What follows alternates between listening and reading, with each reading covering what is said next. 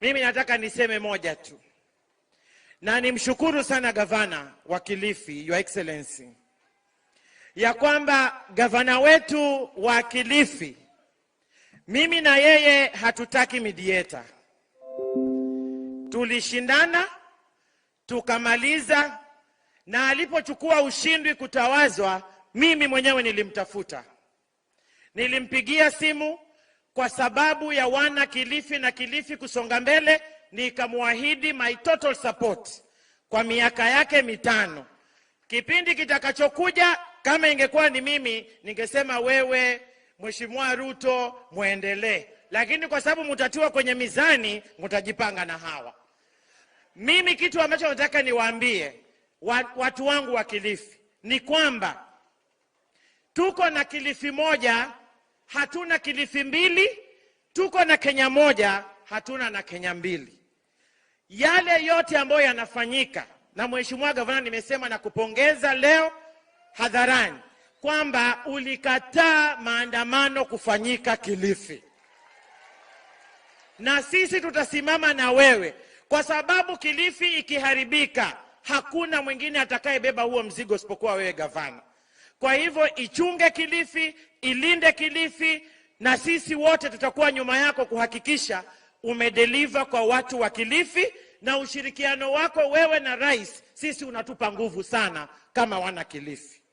Kwa wachungaji wa taifa letu la Kenya, nataka niwahimize na hichi kifungu katika kitabu cha James 4:17, nataka mkisome kwa bidii na mkizingatie sana. Wachungaji wa taifa letu la Kenya, msimame na ukweli.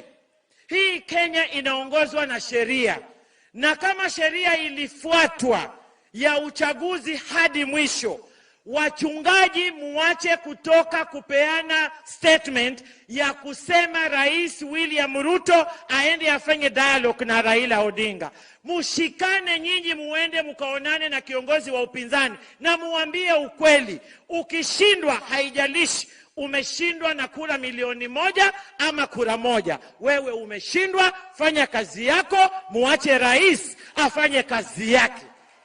Kwa hivyo hii maneno ya kushikana ati tunawaomba, tunawaamini kwamba sauti zenu ni kuu, lakini simameni na ukweli. Mumwambie huyu bwana, kwa rais wetu wa Kenya, rais wetu tunayekupenda, mimi nilikufuata nikikuamini, na mpaka kesho nitakuamini kwamba una uwezo wa kutumalizia matatizo katika taifa letu la Kenya. Na kwa sababu huyu kiongozi wa upinzani pia amekuwa tatizo, Mheshimiwa Rais, tumalizie. Kwa sababu usipotumalizia tatizo hili, hata yeye kama hata kuweko, atakayemrithisha, tutakutana na majanga haya. Kwa hivyo Rais, kaa ngangari, kaa chonjo. Tunajua una uwezo na unaweza. Akitaka mazungumzo, wewe na yeye munaweza pigiana masimu. Lakini kwetu sisi tunasema tulikupa nafasi kama wa Kenya uongoze hii nchi. Na mambo ya kugawanyiana na mambo sijui ya nusu mkate, hilo sisi tumekataa. Lazima uhakikishe ya kwamba hii Kenya utaiongoza wewe, na manifesto yako hakuna ambaye atakujazia katika manifesto yako.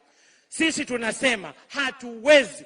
And Your Excellency, do not reward political bad manners. Lazima usimame kidete. Sisi hata wakituambia tushike mahali hivi ili tumpeleke akapumzike Bondo vizuri, tuko tayari. Asanteni sana na Mungu awabariki.